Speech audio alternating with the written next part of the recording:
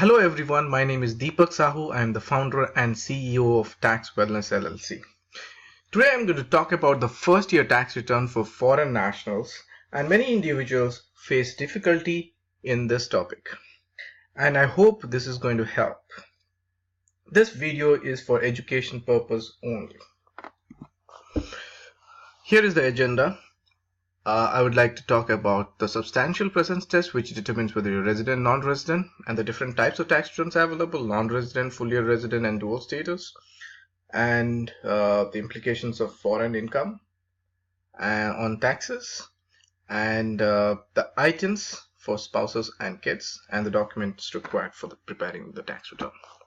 Substantial presence test. You need to first find how many number of days you stayed in US in the current year, the previous year, and the previous to previous year.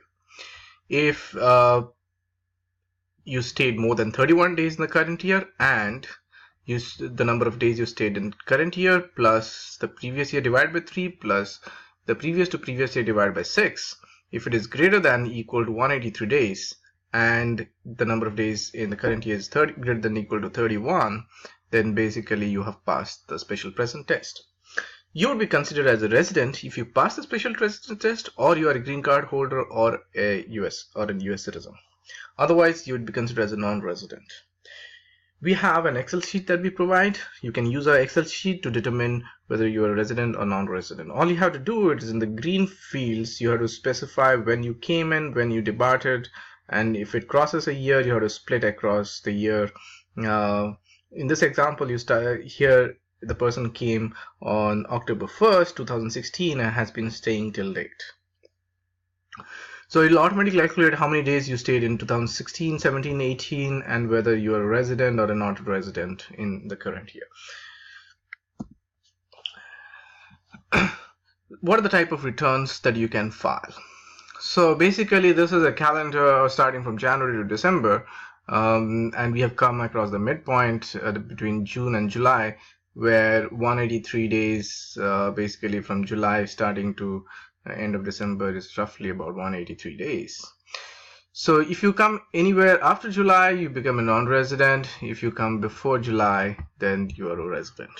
And if you are a resident through the year, you have two options. One is to file dual status, like partly you are a non-resident, partly you are a resident, or you can elect to become a fully resident, and you can elect only along with your spouse by filing jointly.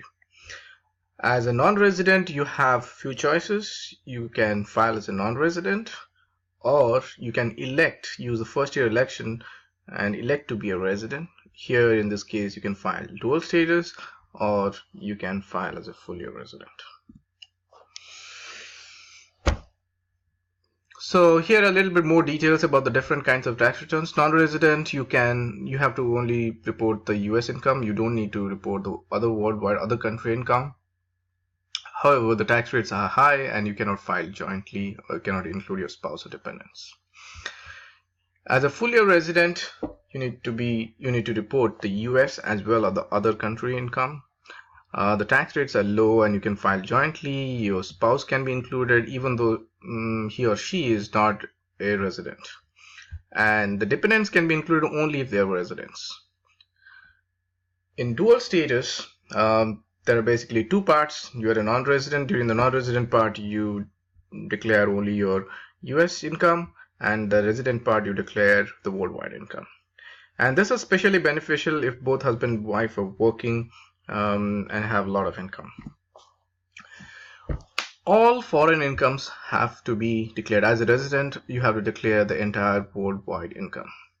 However, if you are paying taxes in a foreign country, you can reduce the US tax liability by using following two options. One is a foreign tax credit, so you get a credit for the taxes that you paid in the foreign country, or you can use foreign earned income exclusion. You can exclude your income up to a limit.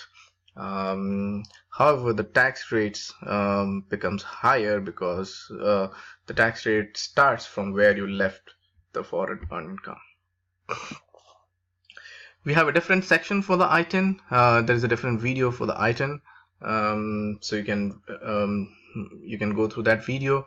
However, I roughly want to tell you that if you are not eligible for SSN, you can apply for an ITIN either for your spouse or your dependents. And especially for the dependents, they are eligible for ITIN only if they are residents or elected to be a resident. And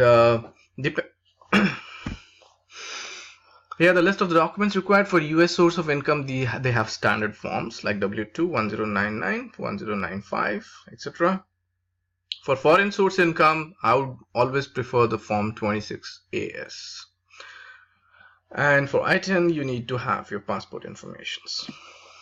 Here is an example form 26AS, which gives you the different bank names, how much you earned, and what is the tax deducted. So all you need to look at the transaction date, because using this date you can split across the different years, because there are different financial years for India and US. So you need to split the financial year into calendar year. And this is a here are the conditions for first year election.